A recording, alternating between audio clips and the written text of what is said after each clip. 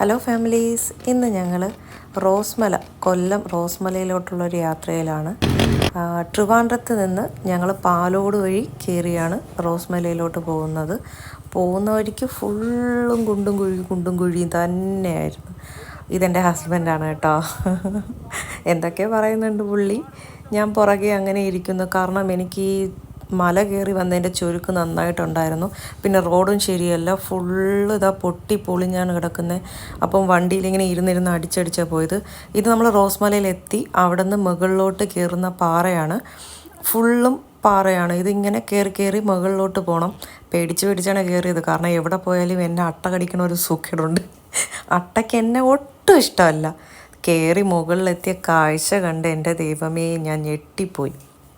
എപ്പോഴും എന്നെ ഹസ്ബൻഡ് വിളിക്കും റോസ്മലയ്ക്ക് പോവാം. പക്ഷേ ഞാൻ പറയും എനിക്ക് വയ്യ, എനിക്ക് അവിടെ ഒന്നും കാണാനില്ല, ഞാൻ വരുന്നില്ല എന്ന് എപ്പോഴും ഞാൻ വഴക്ക് കൂടിക്കൊണ്ടേയിരിക്കുമായിരുന്നു.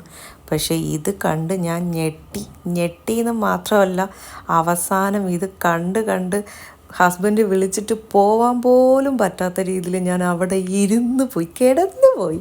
അത്ര ഭംഗിയായിരുന്നു. പിന്നെ ഞങ്ങൾ ഇറങ്ങിയപ്പോഴത്തേക്ക് 6 മണി കഴിഞ്ഞു. അപ്പോഴത്തേക്ക് ഇറങ്ങി. കാട്ടിൻ്റെ അകത്തൊക്കെ വീടുണ്ട് കണ്ടോ. ഞാൻ ഇത് ഇങ്ങനെ കണ്ടിട്ട് ഇങ്ങനെ പറഞ്ഞുകൊണ്ടിരിക്കുമായിരുന്നു ഇവിടെയൊക്കെ എങ്ങനെയാണ് താമസിക്കണേന്ന്. അത് കഴിഞ്ഞ് ഞങ്ങൾ ഇറങ്ങി. കുറേ ദൂരം കഴിഞ്ഞിട്ടും വീടുകളുണ്ടായിരുന്നു. വീട് ഇങ്ങനെ കുറച്ചായിട്ട് മുന്നിലുണ്ട്, പിന്നെ പകുതിയില്ല, പിന്നെ പകുതിയുണ്ട്. അത്രയും മാത്രം ഇങ്ങനെ വീടുകൾ നിറഞ്ഞിരിക്കുമായിരുന്നു. പിന്നെ അവിടെ നിന്ന് ഇറങ്ങിയ സമയത്ത് ഞങ്ങളൊരു വെള്ളം ഇങ്ങനെ ഒഴുകി പോകുന്ന റോഡിൻ്റെ ഭാഗത്തൊരിതുണ്ടായിരുന്നു. അവിടെ ഇറങ്ങിയില്ലായിരുന്നു, ലേറ്റായതുകൊണ്ട്. തിരിച്ചു വന്നപ്പോഴാണ് അവിടെ ഇറങ്ങിയപ്പോഴത്തേക്ക് മുകളിലുണ്ടായിരുന്ന എല്ലാ ഫാമിലീസ് താഴെ ഉണ്ടായിരുന്നു.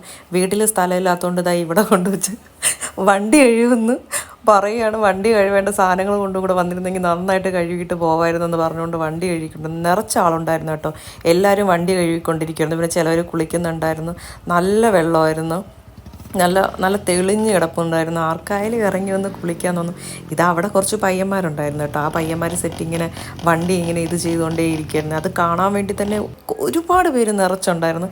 പിന്നെ വെള്ളത്തിൽ കുളിക്കാനുള്ളൊരു അതിയായ ആഗ്രഹം കൊണ്ട് ഇറങ്ങിയതാണ്. അപ്പോഴത്തേക്ക് അവന്മാർ വെള്ളം അടിച്ച് തെറിപ്പിച്ച് പോയ പാടെ അതേപാടി തിരിച്ച് കയറിയതാണ് ഈ കാഴ്ച കണ്ടത്.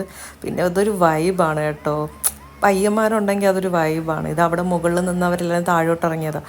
കുറേ സമയം അങ്ങനെ ഒത്തിരി സമയം ഞങ്ങൾ അവിടെ നിന്നു.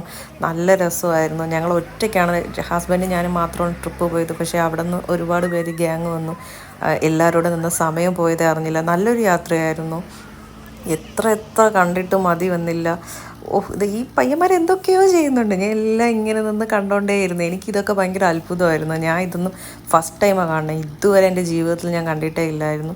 പിന്നെ ഹസ്ബൻഡ് അതുപോലെ അവർ ചെയ്യുന്നത് പോലെ ട്രൈ ചെയ്ത് നോക്കിയതാണ് നിങ്ങൾ ഈ കാണുന്നത്. എങ്ങനെയൊക്കെയോ പറ്റിച്ചു.